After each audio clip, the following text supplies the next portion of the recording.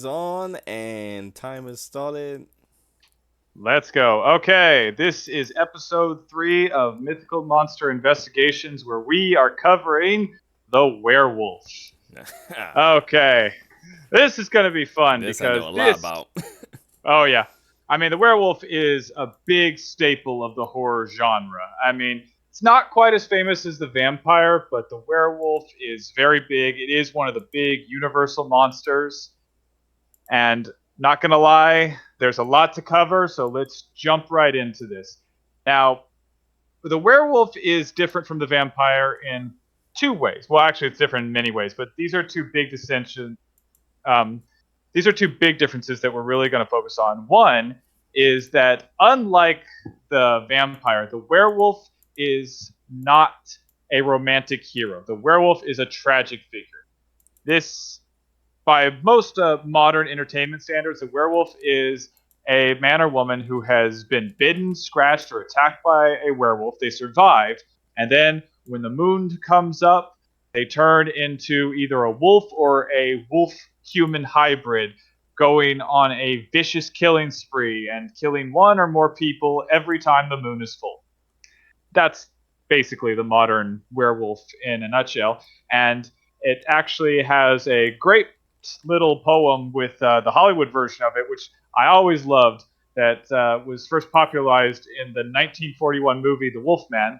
Even a man who is pure in heart and says his prayers by night can become a wolf when the wolfbane blooms and the autumn moon is shining bright.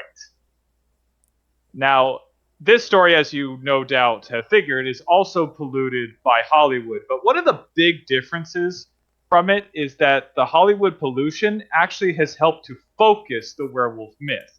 Because honestly, the werewolf myth just kind of goes all over the place, which is something we're going to look at. But when you guys think of werewolves, do you think of the monster that I described, or does something else come to your mind?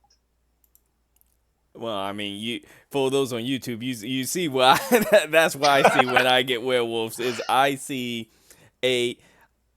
I see basically a giant humanoid wolf, bipedal wolf that can stand on two legs, but it can run on all four if it need to.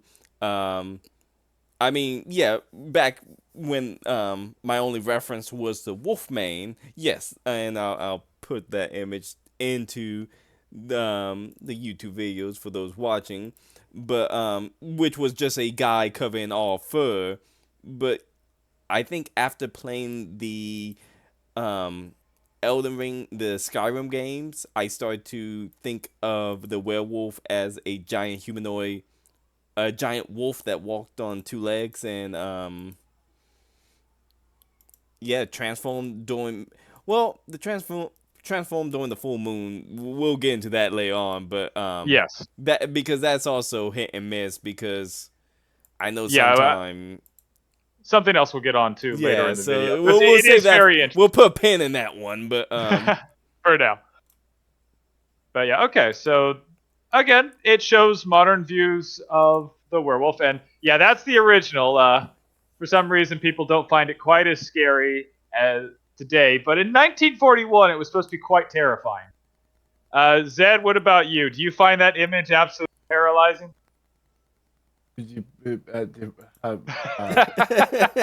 he's petrified. He cannot speak.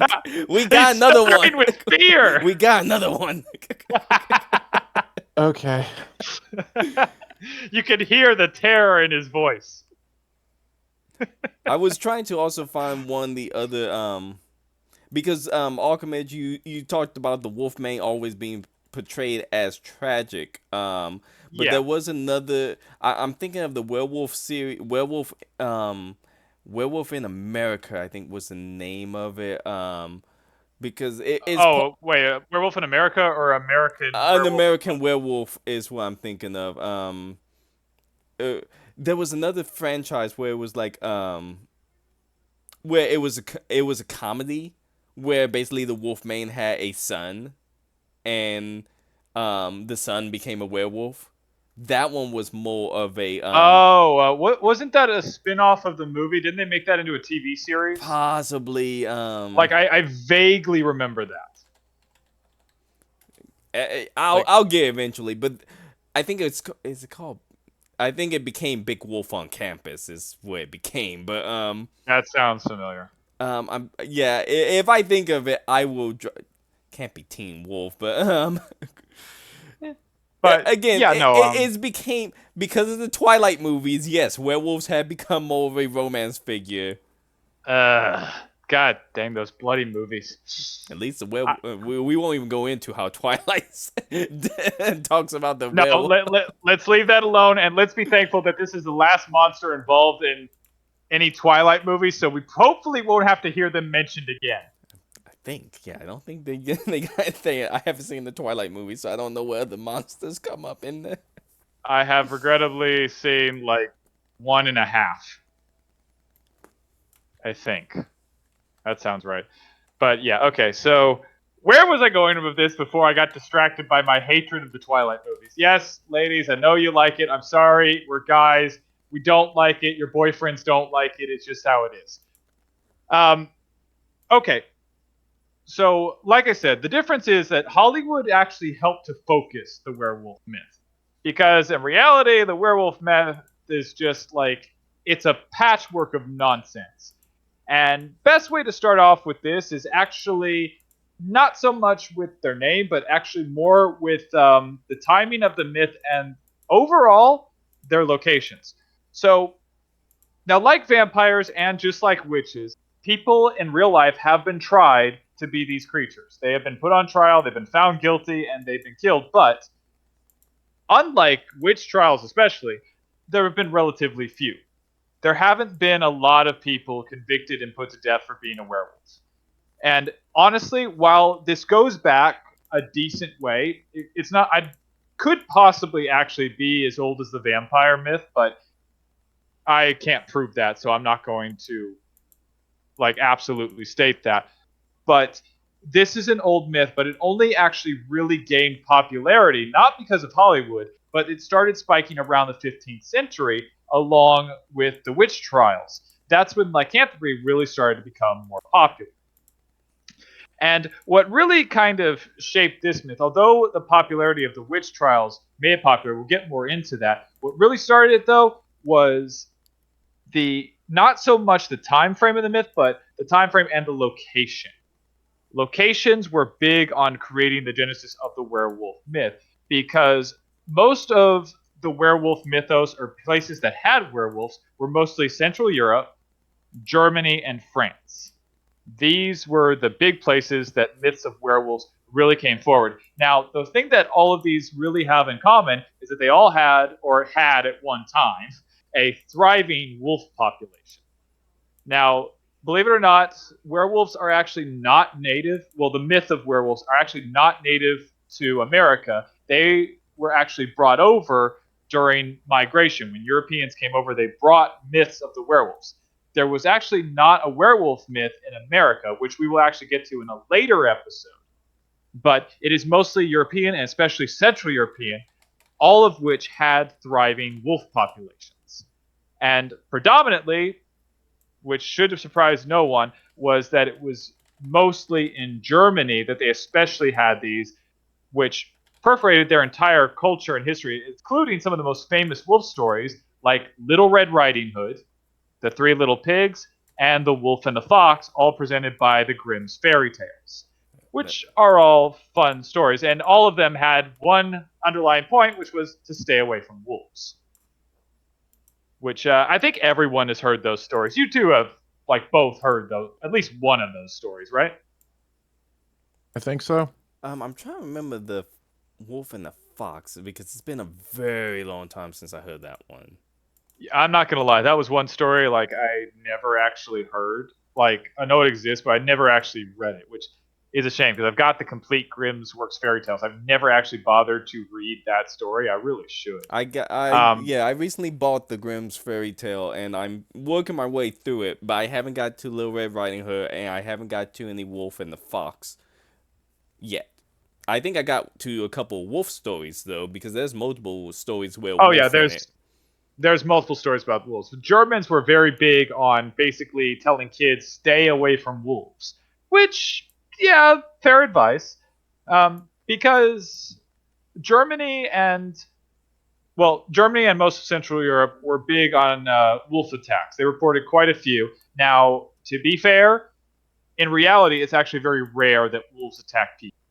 So more than likely, I'd say there's a good chance the humans, and especially Germans, were invading the wolves' territory or invading their cubs' territory, which a wolf will defend their territory. So probably the Germans are, or just people of Central Europe, the people covering in, were definitely kind of responsible for the wolf attacks. Regardless, though, whether or not which species was actually at fault, the end result was in most of these places there was kind of a mass killing of these wolves. Like they went all out, and it happened for quite a long time because the first organization that really went to conserving nature wouldn't come around to the 1900s. So we just had a slaughter fest of wolves, Well, the which European did. yeah, the Europeans, and like there are pictures like up It's until the wolves almost went extinct on the European continent. It got pretty bad. oh yeah, and I think it happened in America too for a little while. Not so And much in. I think in a few places in America, but not I like on mean, it a still happened like. in Alaska, but Oh yeah, definitely Alaska. it Because I wasn't know in as. some places they had to reintroduce them in some You're places. But thinking East Coast, I believe. yeah, I believe so. Because on the West Coast and Central America, they're still fairly populated. I think it was the East Coast.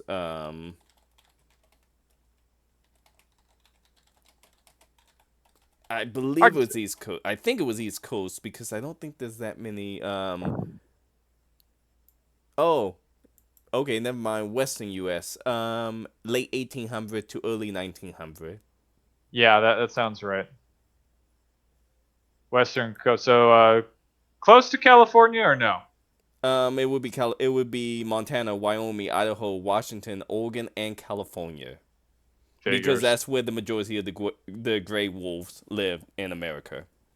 Yeah, that figures. Yeah, because I'd seen pictures of hunters just having like entire rows of wolves just hung up and strung up after hunting, which great. And I know it got so bad that some of the deer and elk populations started to overpopulate so much they had to reintroduce wolves into the area so they could populate and just get these By other things under 1940s and control. 1950s, wolves were virtually eradicated in the lower 48 states. Yeah. And that's when they was among the gray wolf is among the first species to be protected under the Endangered Species Act of 1973. Yes. So yeah, it happened in America too. So yeah, people innate fear of wolves. This kind of goes to what I was telling you, Archimage, after one of the podcasts about how dogs are associated with death a lot in a Yeah. lot of cultures. Well, I Which mean, one we'll have to look at one day. yeah, and well, to kind of strive to the same thing. Wolves, what are dogs but domesticated wolves, and wolves are constantly associated with death, destruction, evil. I mean, remember the vampire could shapeshift into a giant dog or a wolf sometime in many incarnations and stories. It is like wolves are seen as like the original big bad monster. There's a reason the big bad wolf is one of the earliest of all the mythos, or one of the earliest of creatures people are afraid of, because it kind of date back to our, when I say ancestors, I'm talking caveman days of what mammal was most likely to eat a human. Probably a bunch of wolves, because Yeah. easy target. No, and that's the thing. That's why they kind of gained a reputation as a man eater. Because Which, bears, not, they're a little bit slower, less like, you're more likely to wander into a bear's territory and get eaten that way because you're in their territory than a bear to go hunting for a human. A wolf, on the other hand, if you're close enough by them and they think they can take you, they're gonna try to take you. yes, yes, they will. Like, especially again, wolves are very territorial creatures. So Like they will defend their territory, oh yeah. And yeah, so again, tough call, but it does show how the wolves were perceived. The wolves were seen as man-eating monsters. That's how they were viewed in Germany and most of Central Europe, which, well, not completely unlike the werewolf, but it is interesting. Is something we should really focus on is the man-eating monster part, because while I mentioned that the werewolves were predominant in Central Europe, but you see, that's just it, is that in other places there weren't actually werewolves, but there were similar creatures. For instance, in Asia, there were were tigers or were cats, and in Africa, there were were hyenas, which is odd, No, but that not really actually when. make more sense to me. No, it does make more The sense were because. hyenas make more sense because that's at least a canine. The were cats, I don't know where that one came from. Okay, well, you see, that's what's interesting. The tigers, the big cats, and the hyenas do all have something in common, and that's that at one time, all of those animals have been perceived and thought of as man-eaters, things that kill and eat humans. And for those watching on YouTube, the black and white one in the lower left hand corner is the were cat, and the upper right hand corner, the bigger one, is the were hyena. I believe, if memory serves correctly, from the That is image correct. Archimage gave me. Yes, no, those are both correct.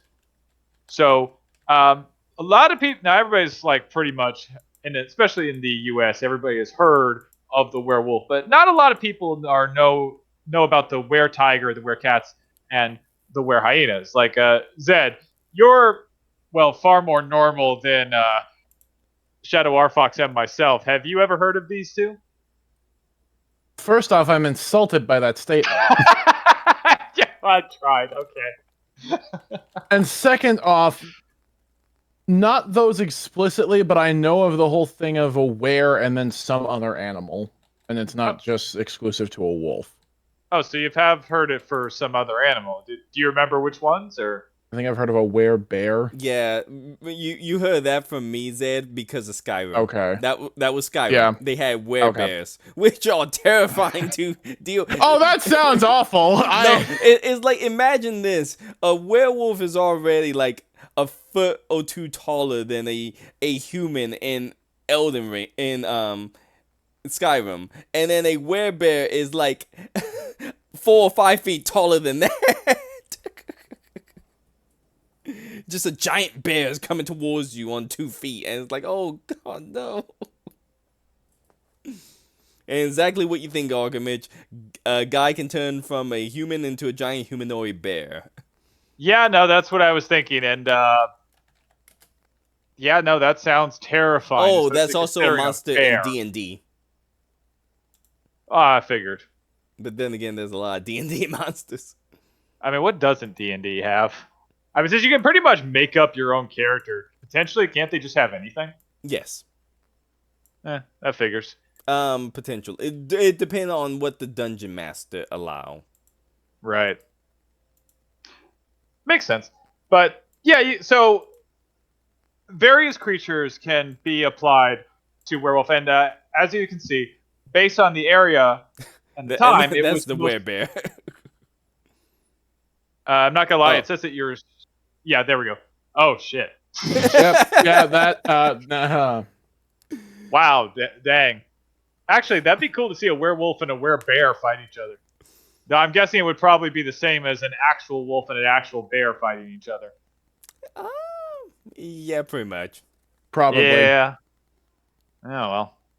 But still. Where was I going? Yeah, I get you, Charlie. So yeah, various animals. Yeah, that completely distracted me. So various animals, which actually, this is a perfect time with various animals doing that and becoming potentially werewolves. This is a great time for Zed's Pokemon monster. Let me get everything ready for that. Look at this one's Where we find the Pokemon that is most related to the werewolf. Zed, you said that this was an easy challenge for you. Wait, we got. Of course it was. Gotta let it pop on. There we go. got it ready for you. Of course it was. It was a very obvious pick. The answer is Lycanroc. Oh, Lycanroc. Seriously, it might as well have lycanthropy in it. Of Yeah, I course. know. With that name, it's literally like, of course it's gonna be. And yeah, me and Zed both knew this was going to be the one for this one. There Um, are 3 forms of it. there we go. So for those people on YouTube who can actually see it, the one in the left hand corner is the Lichen Rock Night form, which is a think werewolf standing on 2 feet type form. The one above it is Lichen Rock I want to say Dusk. dusk form, and then Dusk. the one on the right hand side is the Lichen Rock daytime form. So you basically got one. The daytime looked like a gray wolf. The dusk looked like a gray wolf, but with a light brown fur, so a more brown wolf than gray wolf. And then the nighttime one looked like a red werewolf. For those listening to the podcast. Yeah, no, those are all definitely wolf themed. Yep. And to give more credibility to it, when you first catch this Pokemon, is a tiny puppy looking Pokemon, and the time of day you evolve it is what it evolved into. So if you evolve at night, you get the one on the left. Daytime, you get the one on the right, and during the dusk, you During get a very specific hours of dusk, it yeah, becomes the top one. yeah, and that's the toughest one to get because of that. Um, Oh, I that's actually kind of cool. don't know. You Yep. may have the Dex entry, Zed. I don't have that. I did have some pulled up. I don't really see a lot that talk about in terms of just what it is, but there is some about the behavior. Let's see here. Here. Wait, do they actually eat people? If No, Pokemon I don't. It actually does ate not. people. It does not say it eats people, Do but they eat other Pokemon? probably. Possibly? Ah, okay. Well, I guess they'd have to. But specifically in Sword and Shield, it does talk about their behaviors. The midday form is calm and cautious. The midnight form is far more reckless, charging head on at its opponents and attacking without any care of injuries that it receives. And the dusk form is normally calm and quiet, but once the battle begins, it displays a ferocious fighting spirit, making it a combination of the two. Okay, so you said the midnight form is reckless, huh? Yes, Not to completely. mention, to Okay, add actually to that, there's more to keep it. that in mind though. There's more to that, to add to that. From the Scarlet and Violet entry, for Violet, the Midnight form, extremely Oh yes, vicious temperament, it will happily sustain injuries for the sake of taking down its opponent. it also mentions how it will disobey its trainer if it dislikes the order it was given. Actually, no. Keep all of that in mind because that will come up a little bit later in this video that we need to bring back to that because the midnight form actually has a topic that Wh- will portray to like and Andrew, to which we'll add touch on to later. it, to add to how we would differentiating wolves and werewolves, the because the midday and dusk form look more like regular wolves, their dex entries also sound more like regular wolves. For example, the dusk, not dusk, the dusk entry says these Pokemon have both calm and ferocious qualities. They will relentlessly drive their opponent into a corner, like a wolf cornering their prey. That's how wolves hunt. They often drive their prey into corners where they can surround them with the pack and gang up on them. Whereas the midday one, the gray one, attack prey with its sharp claws and fangs. Sound more like a dog. It loyally obeys the instructions of a trainer it trusts. Another one often says it's swiftly closing in on its prey, then slices them with the rocks in its mane. But the fact that it's swiftly closing on its prey make me really think wolves, which is how wolves operate. If you never watch BBC and watch a bunch of gray wolves hunt, it's something to watch at least once. Because I think my favorite one was watching them take down a bison. Very interesting watching them separate it from the pack, drive it until it get tired, and then watching it surrounds it and how they try to pick at it until they actually weaken it enough so they all can go in for it. Yeah. We'll just go to that. Which again, can be perceived as to why they got this reputation as being basically fearsome man-eating monsters. Even though, again, for all those wolf fans out there, yes, wolf attacks on humans are rare. That is true. But you can see how it'd be pretty terrifying. Yeah. And okay, actually, no, especially the Midnight Wolf will actually play really well into this because the so this is the thing about the werewolf myth and how it is. I mentioned that the werewolf myth differs from the vampire mythos in that with the vampire mythos, believe it or not, there's a lot of which each new thing added to it. There is some reasoning and logic to it, like the vampire's adhesion to garlic. It repelled bloodsuckers, so it could hopefully repel another bloodsucker. Yes, I know it might not have worked the best in the world, but that was the thought process. Um, as well as the crosses. Vampire originally meant anything evil, so it would be repelled by a form of good. Things like that. There was a sense and a logic. The werewolf, it's not so clear cut. And the best way to really understand just how not clear cut it is to kind of look at the most popular attributes piece by piece and see how they were kind of added on and how they shaped this myth, and how in reality they almost had nothing to do with the original stories. So to start off, I think we should go with the most famous trope there is in all werewolfism, the moon. Oh, The, okay. the whole thing is the moon, Okay, I thought as we were going stated for. as the poem. Let me actually hang on. Let me get that up there. You gave me something to work with for those ones. Yeah, it's the moon itself, which that's the whole story. The poem I recited, which funny enough, in the original movie it was the autumn moon shining bright, but later on they changed it to just the moon shining bright. So I guess maybe originally it was only the autumn moon that was changed the werewolf, but tale for another time. So okay, now obviously the reason that the moon is kind of adapted into werewolfism is because of the seeming relationship between wolves and moon, which has been recognized for thousands of years.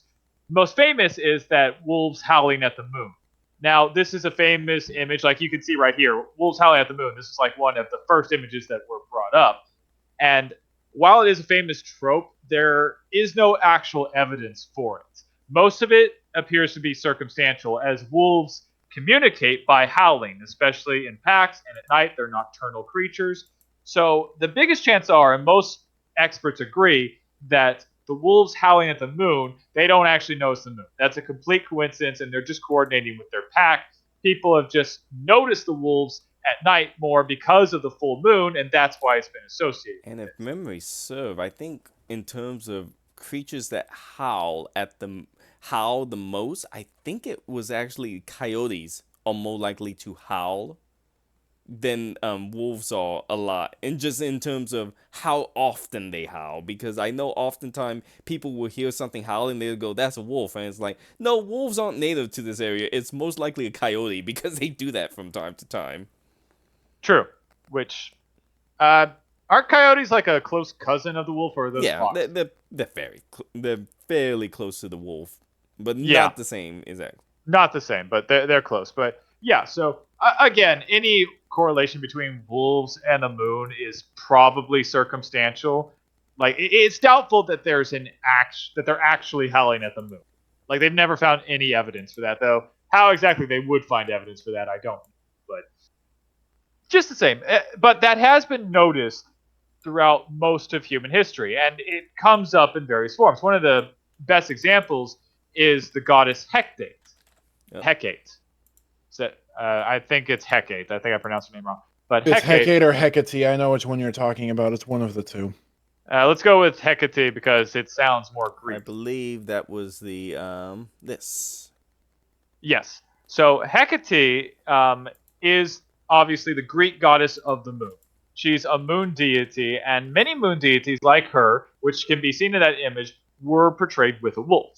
So this thought that there's a correlation between wolves and the moon goes back a long time. And they've been paired with it for ages. So again, I think it's more than likely because wolves do hunt at night. That when the full moon was out, that's one of the few times you could actually see the wolves, especially in times without electric lights. And So, that's when.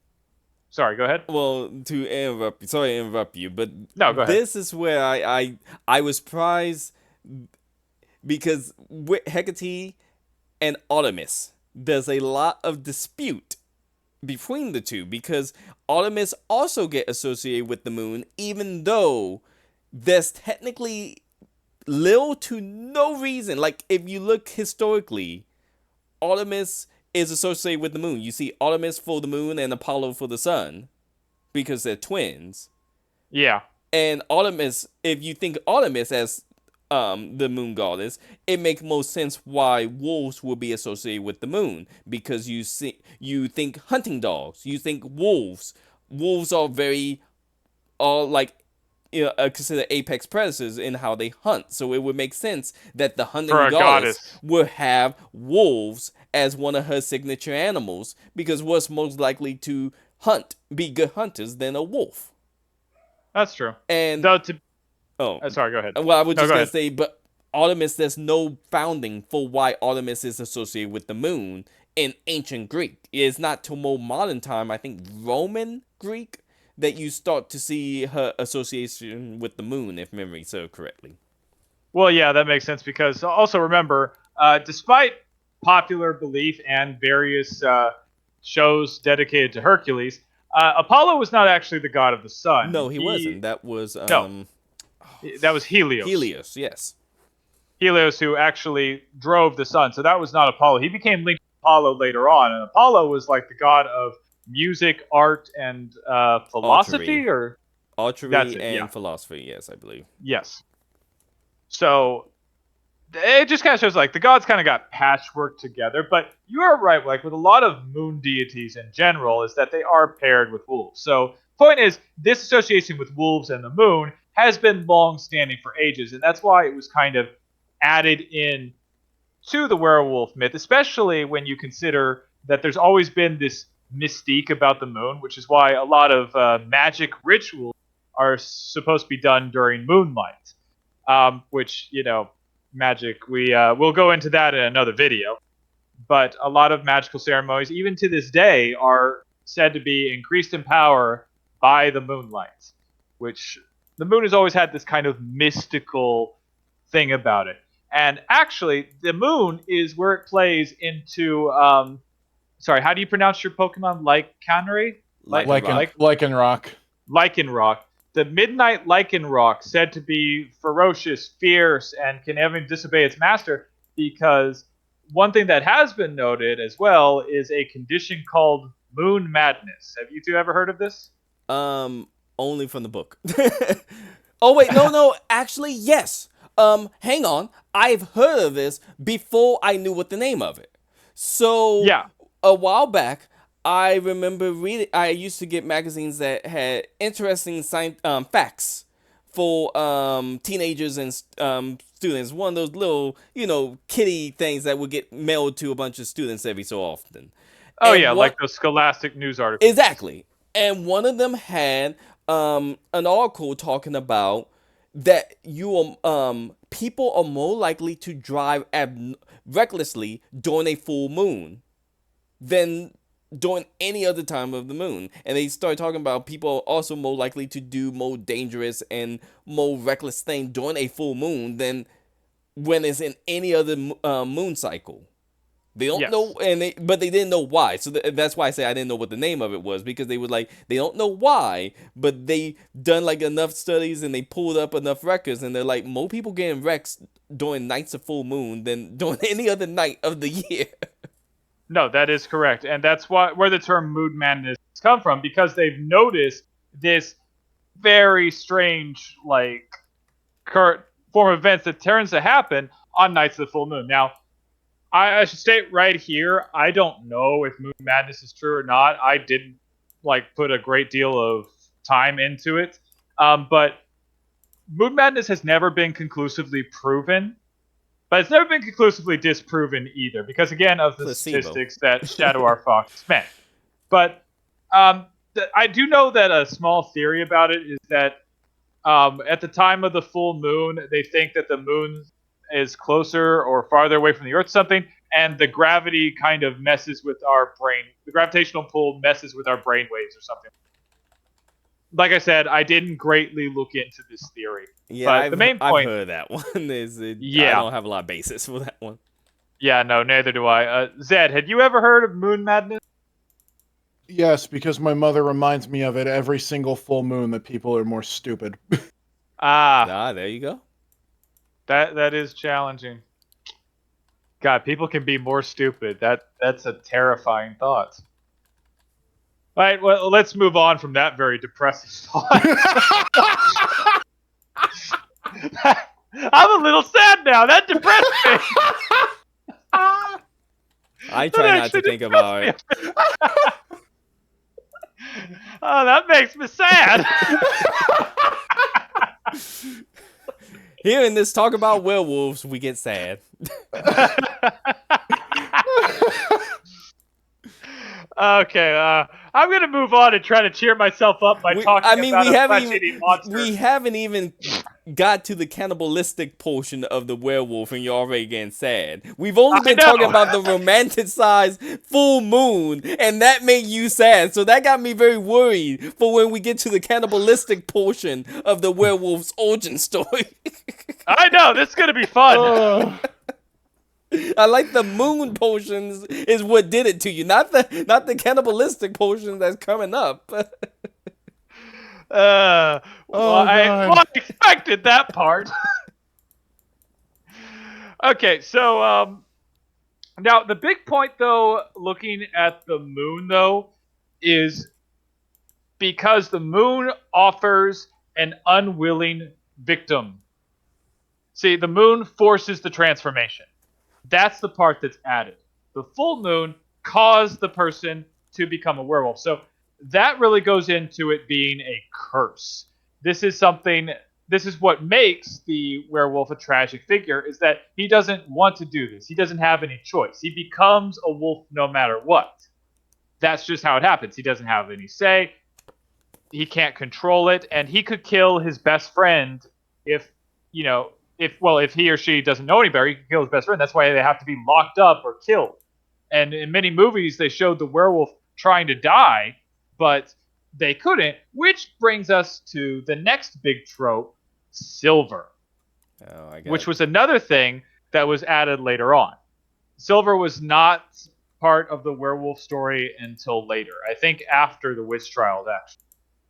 Now, silver is a little bit more difficult, but most likely the reason silver was added was for a couple of the thought of properties of the time. One, that was already associated with the moon for its silvery color. It was used to purify water. It's been used for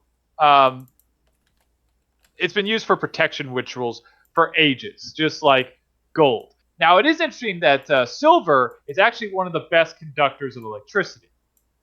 Far better than copper, actually, but it doesn't really have anything to do with the werewolf mythos. I just find it interesting. But yeah, so that's probably where silver came on. Also, because you needed something to stop the werewolf. There had to be something to go against it. Just like with the vampire, holding up holy relics would stop it. The werewolf needed some kind of weakness, some way to fight the monster.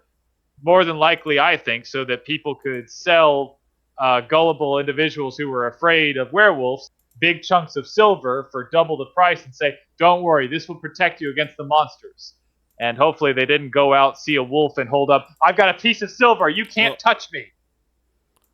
Well, because that wouldn't end well. Alchemist, you're forgetting another thing that also gets associated with wolves and their weakness. You said in the poem. Oh, wolfsbane. Yep, I just I knew that because it is poisonous, and it is poisonous. It was used to hunt wolves back in the day. Yes, that one actually makes more sense, and it makes a lot more sense than silver when you actually think about it, because like one of the big tropes is the silver bullet to kill a werewolf. I don't know if there's a lot of people. I don't know if many people know much about bullets. Like, consider where we are. People probably know a lot about guns, but I'm not sure they know that much about bullets. A silver bullet is actually like the worst thing you could make a bullet out of. Isn't Silver silver is a soft metal? Silver is soft, it's heavy, the bullet would not fly straight to save anyone's life. Like, you would be lucky to kill something with a silver bullet. Like, a silver bullet would be immensely difficult to actually kill something. Firing a silver bullet, even from a modern handgun, you might as well be using it, because that thing is going. Where that thing's going is anyone's guess. So, again, it was not made for practicality, it was made just as a they needed a weapon, I guess. I mean, why do you think they? I mean, those are the reasons that it looks like they chose silver. Can you guys think of other reasons they might have chosen silver as the werewolf's great weakness? So silver often get associated because I often see silver associated with attacking monsters, not just werewolves, but it is often seen as something to ward off evil because I've seen silver crosses, I've seen silver coins, I've seen silver necklaces, silver insignias and things like that to ward off evil. I So wonder Yeah, if it has something to do with the fact that people put gold to money with the color, probably. So silver being a shiny silver metal, they needed something else to which go is with it other more than just light. money. Yeah, it's more light and pure. Where gold is shiny and invoke richness, silver more while do invoke richness. It's because of its lighter color. It invokes some sense of purity, I guess. that is possible. Because again, like I said, silver has been used in protection and purification rituals long before it was ever associated with the werewolf. Yeah. So, yeah, no, that is a possibility. But again, it was added later on, and the wolfsbane actually makes more sense since wolfsbane is poisonous and was used to hunt wolves at a time. So the wolfsbane makes more sense, though it does look like wolfsbane was kind of incorporated into it more along the times of Hollywood versus around the 15th century where it really started becoming popular. But still, either way, basically it just looks like they needed something to have against the werewolf, something to fight this creature. Because if you have a monster, what's the first thing you want to learn? I mean, literally, like the whole series of Supernatural is based off that formula. So that's where silver comes in, and from silver being the way to stop it to the moon being the way to transform it, that then leads to the biggest kind of patchwork when it comes to this myth is the transformation. So we're all aware of the common ways to become a werewolf is like a bite or a scratch from a werewolf. But in earlier myths and earlier stories, you could also become a werewolf by stripping down and putting on a wolf skin, putting on a special ointment. There was a ritual, and one of the most odd ones I found was that it was believed that you could become a werewolf by drinking water from the footprint of a wolf. Yeah, that was a thing. I really don't know what to make of that last one. That doesn't surprise me actually. That one doesn't surprise you. No, That it one surprised me the most. no, it doesn't. Only because remember that scholastic article I was telling you about that had the wolf that had the people drive more reckless during nights of full moon.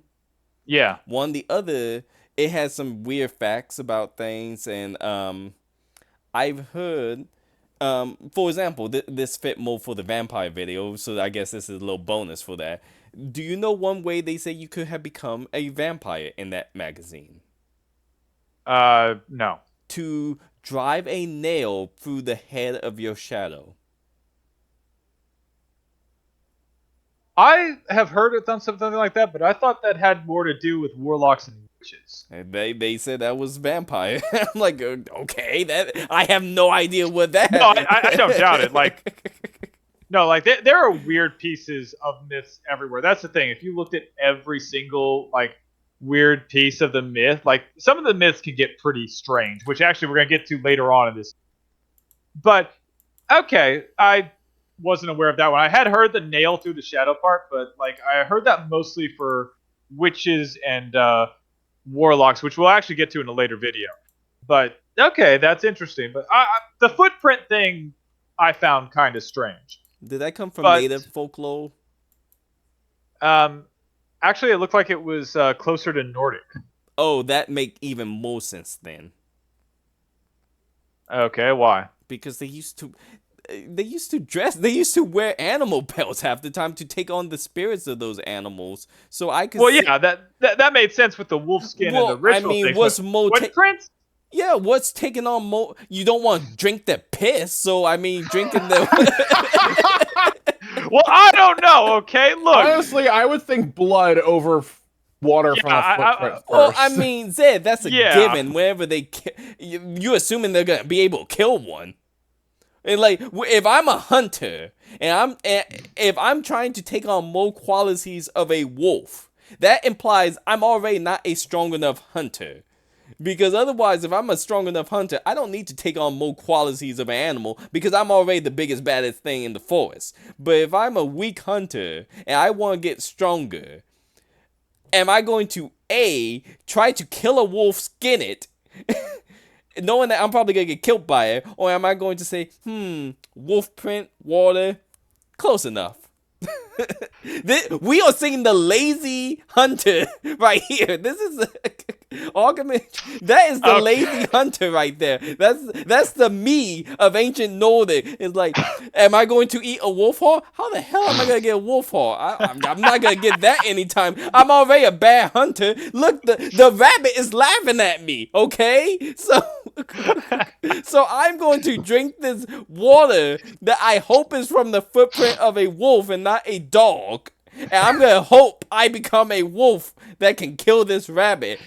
Either way, I have a feeling that when I get done drinking this water out of this puddle in the middle of the forest, that rabbit's going to be doing a lot of things, but laughing's probably not going to be one of it. Yeah, the rabbit's going to be looking at you going, what the hell is wrong with this? You know what's sad is that, you know what, all of that strangely makes sense. I can honestly see. Yeah, that is sad that all that made some sense, and it shouldn't have. It is. Well, I mean, I guarantee you someone today would believe that logic. Look, I guarantee you, if we went out in the woods and I drunk water from a wolf footprint, I guarantee you from all the bacteria that would be in my head from drinking that water, I would probably think I'm a wolf by the end of the night. Okay, you and I are never going camping. That's not happening now. Zed, you can take him camping. Why the fuck would I go get? No.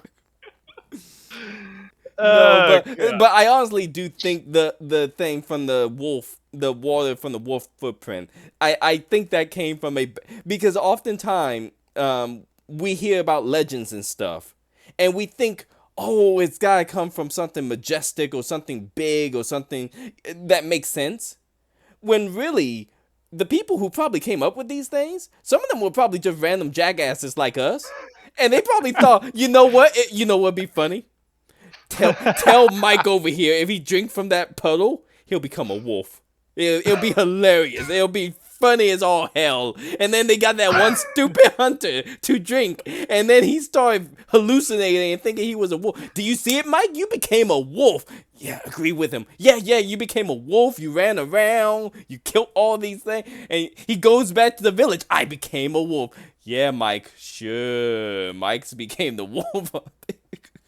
Oh my god, I can't believe I'm saying this, but that rant actually plays into a point that I'm going to make later in this video. So, I'm now going to give credit to your entire ridiculous rant. Because it actually has a good point that we're going to address soon. Okay, let's move on from this because we're only going to get farther down into nonsense. Okay, so besides the drinking of the puddle water, one thing that you have to kind of notice is that there is a bit of a separation in the transformation mythos. One between the bite and the scratch, versus the wolfskin, the ointment, and even, yes, the footprint. And one of the big differences is that the bite and the scratch are involuntary. They're the ones that they have no control of, where the wolfskin, the ritual, and the ointment are all ones where the person chooses to become the werewolf.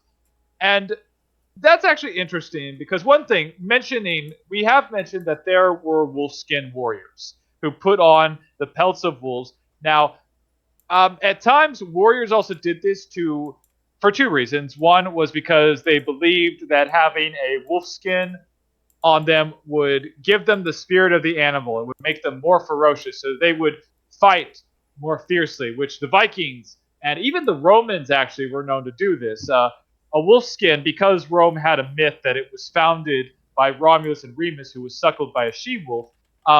The higher ups of Roman generals or Roman commanders, like the centurion leaders, would actually wear a wolf skin to denote their rank. So And the wearing wolfskin did Aztecs. have a yes, though they were known mostly for They were, the Jaguar yeah, knights. Jaguar. They were more known for, but I do know a few. I think Wolf No, Warriors they and did. Eagle Warriors was also what they had. Yes.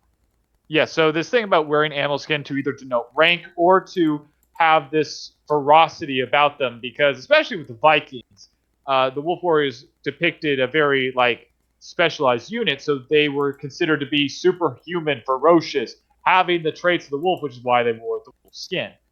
But again, you can see this. So there's a choice in this, where the bite and scratch didn't have this choice. Now, so where did the bite and scratch come from? Now, one one source that people think might be related to the bite and scratch transfer of the curse is actually a relation to rabies and how they're spread. Now, rabies is a venereal disease that thankfully we now have a cure of. But before the cure was made, which I don't think it was made until maybe the 1950s. Yes, 1953 or 54, I believe. It was very recent. Yeah, it was only recent, and they've actually known about the disease of rabies since like 1930 BC. So rabies is a well-known factor, and the biggest carriers of rabies are like bats and dogs. Dogs are notorious for actually catching rabies, unfortunately, which I think there's been a couple of movies. Was it Cujo based off that? I think I can't remember. I don't think there is a cure for rabies. Archimage. I think there's a vaccine for it, but not a No, there's a cure. vaccine. There's Sorry, did not I a say cure? cure I because meant once you vaccine. have it, I think that's one of the few diseases left that once you have it, you're kind of fucked. Yeah, but there is a vaccine for it. There's a vaccine, Um, but yeah, that's why most people don't want to get rabies because you're kind of screwed, and you gotta take the vaccine. I think it's like multiple shots a year to yes. keep that relevant. Yes, absolutely. So, in fact, and that's actually fairly good because before that, as I said, people back then, before the vaccine, were really screwed over because a lot of them would actually take their own life rather than suffer the consequences of rabies, which included violence, a fear of water, confusion, blacking out, passing out, and obviously homicidal bouts of rage. Um, so you can kind of see how this werewolf myth with the rabies kind of played in. Bite or scratch from a rabid dog could get you infected. You start acting almost like a wild animal if you don't basically kill yourself, especially before the vaccine was developed. So that might play into where the bite or scratch transfer came, because again, in the original mythos, that really wasn't a deal. And one of the earliest stories we have of a werewolf related thing is King Lycion. Okay, this one I know very well because Greek mythos. This is how werewolves got started in Greek mythology. Yes. So King Lycaon was actually cursed by the gods, cursed by Zeus himself after he fed Zeus human remains, if I remember the story correctly. Yes, from a boy he sacrificed for a feast Yes. honoring the gods.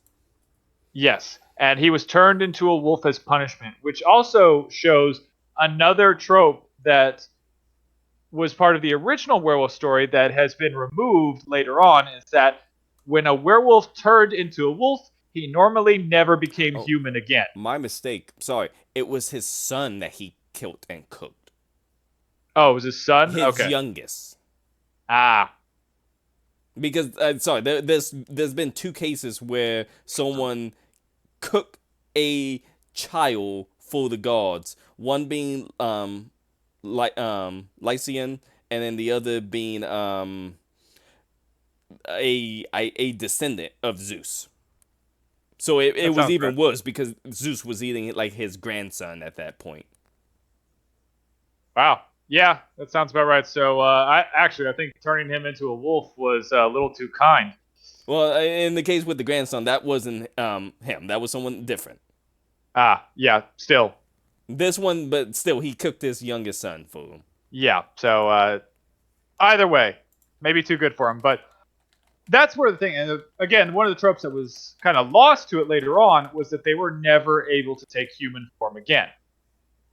But this is one of very rare stories we really have a forced werewolf transformation. In fact, before the 15th century, they are actually so rare that in reality, the werewolf myth could very possibly have been lost to history if it did not get a resurgence thanks to the witch trials.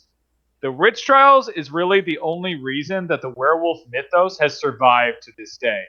Because during the witch trials, which didn't only happen in Salem, they happened all over Europe and even in parts of Asia, I believe. Especially in Russia. Ooh, Russia had some witch trials.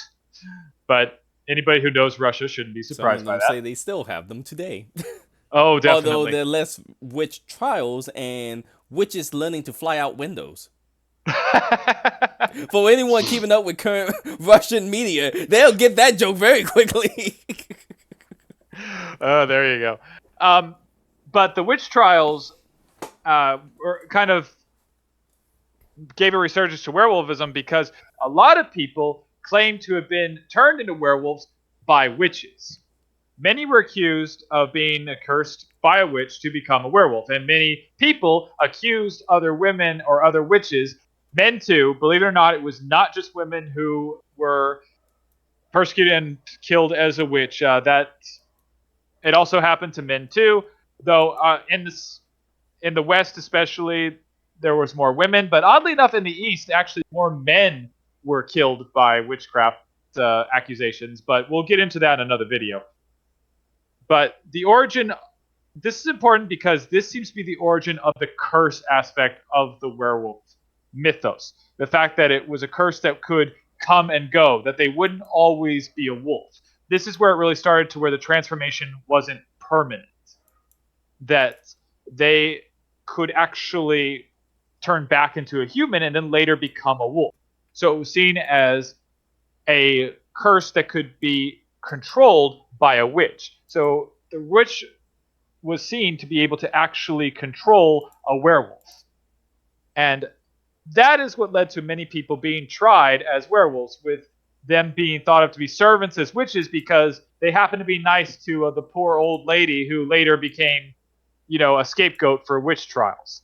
And this also led to rampant animal slaughter as well for fear of wolves and even black cats, which I think it was Pope Gregory who famously was afraid that black cats were actually a symbol of the devil. So because of that, he had a lot of cats killed after stating that, which some people suggest may have increased the rat population, which led to the increased spread of the bubonic plague.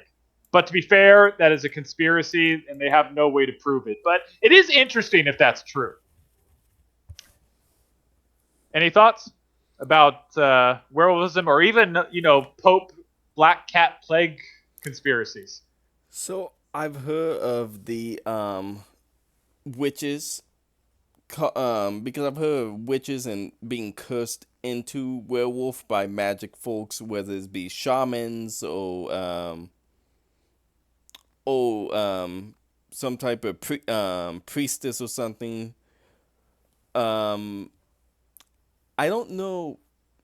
I don't know a lot. I haven't heard like a lot of stories, but I've heard like just the rumors of witches will turn you into animals, and I think that dates to all the stories you hear of witches turning people into frogs and toads and stuff like that. Whereas Yes, turning them more into a werewolf is turning them into a beast that they can use for, I guess, less than protection almost. ideal purposes. Yeah. Yeah, yeah, yeah. No, that's correct. And again, just that is worth mentioning because the witch trials is really what kind of saved the werewolf myth from just passing off into obscurity. Like it would not be as popular today if it were not for the resurgence, thanks to the witch mythos. And like I said, people were tried for being a werewolf, and it wasn't just people being tried that really marks a bit of werewolf. One of the most famous cases of there were a couple of cases of real life werewolves, but it wasn't always people being trusted at being accused of werewolfism. There is actually a case where they had just the monster and couldn't actually pin it on a human. And one of these cases, perhaps the most famous one to those who know, at least in France, is the Beast of Gévaudan. Oh, this one I know as well. I know very well. Yeah, now the Beast of Gévaudan is was a monster reportedly to be a wolf-like beast that attacked the town of Gévaudan in France from 1764 to 1767, going on a reign of terror. Now, what was interesting about this beast is it attacked mostly women and children and knew to avoid men. Now, the exact numbers of how many people killed It varies. varies. Possibly 100, some say up to like Now, 600. it did kill some men. I will say that It because killed some men, not but it killed but mostly women and children. and from the women and children argument, I think you're thinking more after the first time they tried to hunt it and they claimed they killed it, but they didn't kill it. Oh no, Yes. the first time they tried to hunt it and they came back empty-handed and said, "Well, we didn't find anything." That's when it killed the majority of women and children. Yes, it did. Because the first time it actually killed, I think, more men than women and children, and that's when they went hunting for it. They never found it, and then that's when it went, because I remember after the first hunt for it and it came up empty-handed. Everything after that first hunt, it's almost eerie because it seemed like it was retaliatory in the sense of it all the cases of women and children being mauled by this animal came up rapidly afterward. Yes, and that's actually kind of a big thing. There's actually a big conspiracy with the Beast of Gévaudan, which you can find some YouTube videos on it. It's very interesting. And honestly, we can make a whole video about it. So I'm only going to touch briefly on it. But the Beast of Gévaudan, so there is a bit of history with it, is that at one point this got so bad that the king actually sent his private hunter, his best hunter out to kill this beast. And this hunter killed a very large wolf, which was later stuffed and brought to the court. Now, when that happened, they said, well, we caught the beast, we're good. But the funny thing is, the killings kept happening. But the king had already issued that the beast was dead. So basically, like any politician, he decided just to pretend the problem didn't exist. But, it obviously kept happening. Now, it's said that the beast was finally actually killed by a farmer who killed the beast with a silver bullet. Was it Now, as I said farmer or before, private hunter? Because I heard it was a private hunter. no, the private hunter was the king's hunter. That was Okay. the one who supposedly killed it, but it was actually just a large wolf he killed. But killing step kept happening afterwards, but he ignored it. Because I knew So the that's where final we get the person two got them with the hunters. silver bullet, but I thought it was the hunter who used the silver bullet, not a farmer. No, no, it was the farmer who used the silver bullet, and that's where some of the conspiracy comes from. Because again, if you've ever tried to fire a silver bullet, especially in 1700s era guns, So for there's those no who way don't in know hell he's hitting guns, shit. for those who don't know guns, back then I don't believe the a those types of gun would have riflings in the barrels. Right. especially not a poor farmer. It would not have the rifling grooves in the barrels. The round would have been round and not the traditional cone shape. So Correct. those are prone to hitting the edges of the barrels, and they bounce around in the barrel, and as they come out, their trajectory get thrown off because of it. That's part of the reason you saw volley fire with people standing in lines back then, because that was the only real way you could hit something. Yes. And to be fair, they actually tested this where they even put in the riflate and the cone shape, and the bullet was still as inaccurate as ever because, again, silver's just not the right metal for a bullet. It's a horrible thing to make it on. So, the question is, though, how he managed to kill this thing. Nah, I got a bigger question, Alchemist. What? How the hell do a farmer in France have the money for a silver bullet? No, I don't. No. Don't, we don't laugh about it. I think this is before the French Revolution, if I'm not No, mistaken. no. No. You are right. Again, this all comes from some of the conspiracy. Apparently, the farmer got the bullet blessed from the church. That raises even more question. The No, church you're right, is it gonna does. give a dirt poor peasant farmer a blessed silver object. Yeah, no, but anyway, he killed the beast, and the beast was actually stuffed. But unfortunately, a professional taxidermist didn't do it properly, so the beast actually rotted away. But this is one of the famous pictures, and funny enough, when they look at the thing, it is said, and again, there's conspiracy videos out there about the Beast of Gévaudan, which I highly recommend watching. Find them on History Channel and maybe YouTube and other places. Is that the Beast of Gévaudan actually resembled a hyena more than a wolf? So there are questions about this. A lot of people think maybe it was a conspiracy by the church to get people to listen more, since, especially in this time, a lot of people in France were kind of moving away from the church. There's a conspiracy that the farmer actually got this rare animal, hyena, as a pet and released it to attack people just so he could kill it and become a hero. There's all sorts of stories. Who knows? Go look up the information at Beast of Gévaudan. Take a look for yourself. It's a fascinating watch. But that's just it. That's how. It's one of the big and most famous werewolf attack cases. Now there are some other cases, case trials especially, like one Gilles Garnier, who in 1573 was a confessed serial murderer. He was tried as a werewolf. He was tried as a werewolf, and he was convicted and killed. And then there's also Peter Stump from the 1500s, who was deemed the werewolf of Bedburg. Now, it should be mentioned, while the first one willingly confessed to being a serial murderer, Peter Stump was actually confessed under torture, so grain of salt there. Like a serious grain of salt. But it does show that that although not as prominent as some of the witch trials and other things, there were people who were convicted of this. And what should be noted is what they're convicted for. But first, let's take a look at some little fun ones of nonsensical attributes of the werewolf. For instance, there was something where if you cut the skin of someone who's a werewolf, instead of blood, you will find fur under the skin. They also said that there could be bristles under their tongue. They could have, and another clear sign of someone being a werewolf was a unibrow. Yeah. So basically, if you were different in any way, you were probably a werewolf. Makes sense. Does that surprise either of you two? No. I'm just thinking the freak shows with the people who had the hair that grow all over their faces. Oh yeah, that hypo. I'm not even gonna try to remember how to pronounce that. Mm-hmm. But the court cases are more interesting because both of them, the serial murderer and the werewolf of Bedburg, did have something in common, and that was the fact that they were both considered to be cannibals. They were considered to have eaten people. And cannibalism is a huge taboo. Cannibalism has been a taboo since, I think, the very start of human history.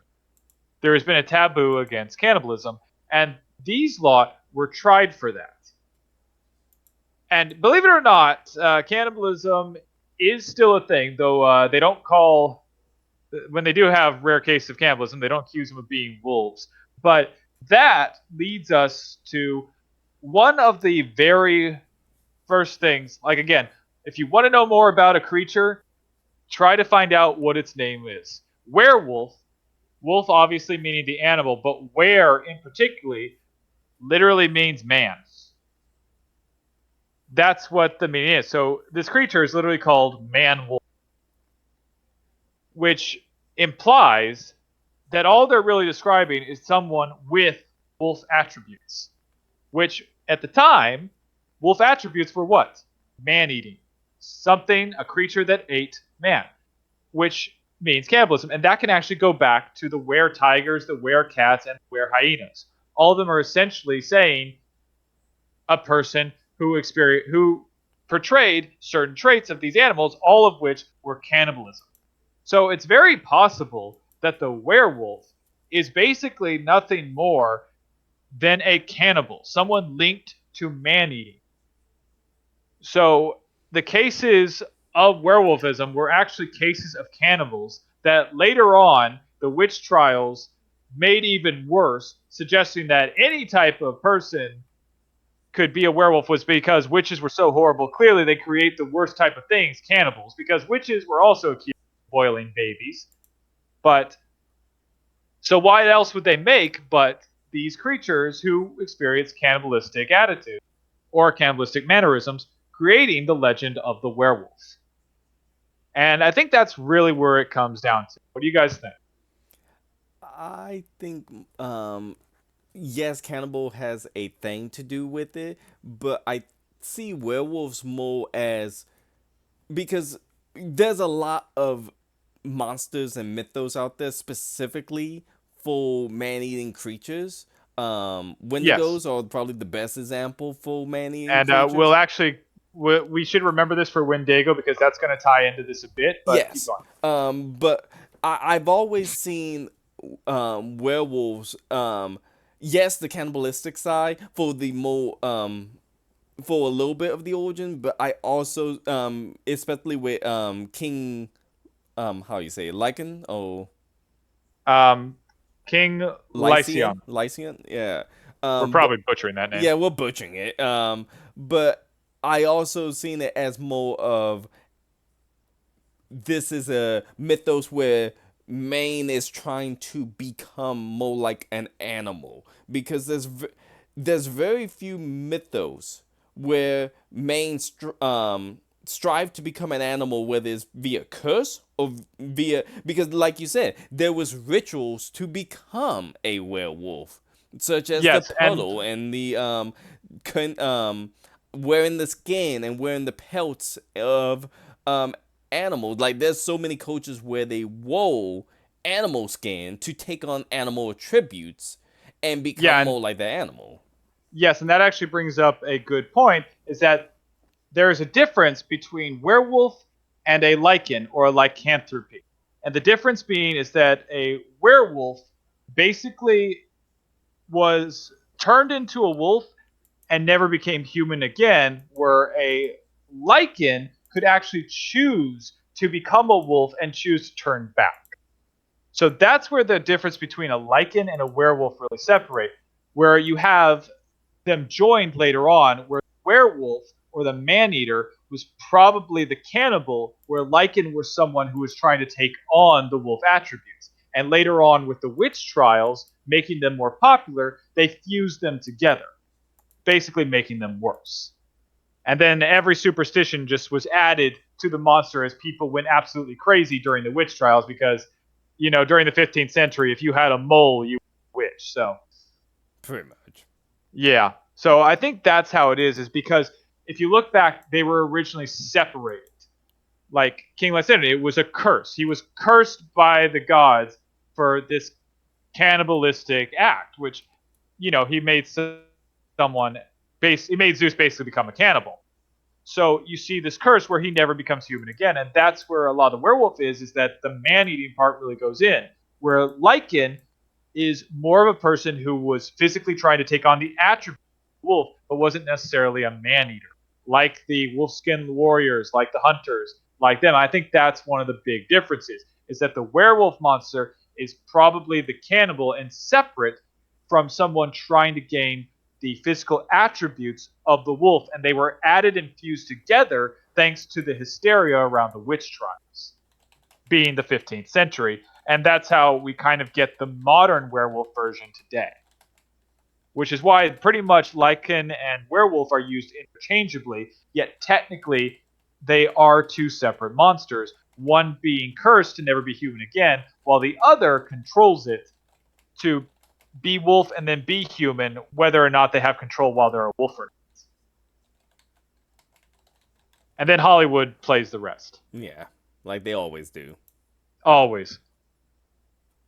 But yeah, so I think that is the most likely kind of patchwork origin of this monster, which is a lot more confusing than the rest of them because they're kind of combining two different ones into one. So you actually have to give Hollywood and Superstitions credit for actually focusing the myth into one fairly reasonable monster that kind of showcased attributes from both of them, which is the most credit I've ever given to Hollywood. So don't expect it to happen that often.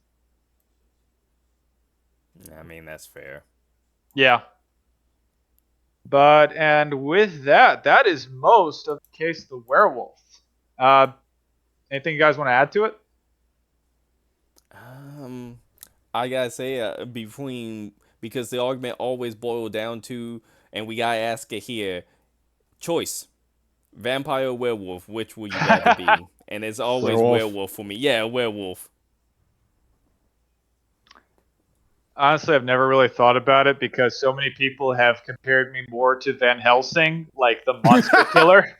Because that's always arguments. The question people ask for these types of things is, which would you rather be, a werewolf or a vampire? I think now okay. So I'm assuming we're talking about the Hollywood version of the werewolf, right? Yes, that's what most people always refer to. Yeah. Okay. For me, I would actually also take the werewolf because, well, one thing, I wouldn't be an undead corpse, and two, I can lock myself up during the full moon. Well, see, the other thing we forgot to touch on with werewolves that I think Hollywood brought in more than anything, their rejuvenation. They can only Oh, be killed by silver, so they essentially are impervious to everything else in terms of being yes. able to stay dead. Yes, that is something that is mostly a Hollywood trope. Because there's nothing to show something about that for wolves in in any of their more original mythos. Yeah, pretty much. So like with the modern day werewolf, you can drive a wooden stake through their heart, they'll be fine. It has to be silver. Yeah, if it's not silver, it doesn't count. Yep, a wooden stake would just piss them off. That's why I know a lot of people do choose werewolves over vampires, is because it's like, if I'm a werewolf, you're gonna have a hell of a time trying to get silver to put me down. But Yeah, no kidding. You're gonna be melting down every like old family heirloom in your house. Yeah, you gotta go and you're shooting me with kitchenware, and it's like, yeah, that's just fake. That's not silver. That was all like That's silverware, Yeah, which that's is silverware. that's is steel. It was steel that you shot me with, not silver. Yeah. And to be fair, you're human most of the time, so I mean, like it's almost like a period curse. Yeah. So, which let's not touch on that too much. But yeah, no, I would choose werewolf as well because I think it'd be more manageable, and I'm not an undead blood sucking corpse, which is pretty much what a vampire is. Actually, And it's you can exactly still go what a to the vampire is. beach. Yeah, Well, you could go to the beach as a vampire. You just gotta go at night. true. Unless you believe one mythos about vampires where salt water can kill them. You just gotta stay away from the the water at that point. Then what's the point of going to the beach? Make one hell of a sandcastle. That no one's going to see because it's dark. Well, yeah, it'll be daytime, and if you're not gonna build it close You to the can't water, be around there. What, you're going to leave cameras up so you can see people marvel at your sandcastle? Maybe. Uh, with that, I think we have covered the werewolf. So yeah, that was fun. And also, remember, if you want more information on any of these creatures we're looking at, please feel free to look at Probable, Possible, Plausible, an explanatory guide to monsters of myth, which can be found on Amazon. It's gonna be linked in the description. Also, it seems we are now on Spotify. There you go. The Spotify link will also be in the description. Yeah, so you can start listening to us on Spotify, and if there's monsters or topics you'd like us to cover, put them in the comments. Maybe we'll actually eventually, sometime, Yeah, okay. maybe. There's like a 10% chance, 10ish. Yeah. I'm not promising anything. 0.10-ish. You're assuming Shadow Fox is gonna check the comment section. I mean, I barely thought that you even checked the videos, let alone the comment That's section. also true. All right, and yep. With that, thank you, and please join us next time. Where are we taking a look at witches or zombies? It is witches. It is witches. Now that's going to be a sorted mess. And the fun part is that it actually has nothing with men against feminism. Not yet, but trust Not me, yet. We'll get there. Already getting the haters on board. Already, guy, get ready. All right, with that, thank you for joining us. We hope to see you next time. See y'all.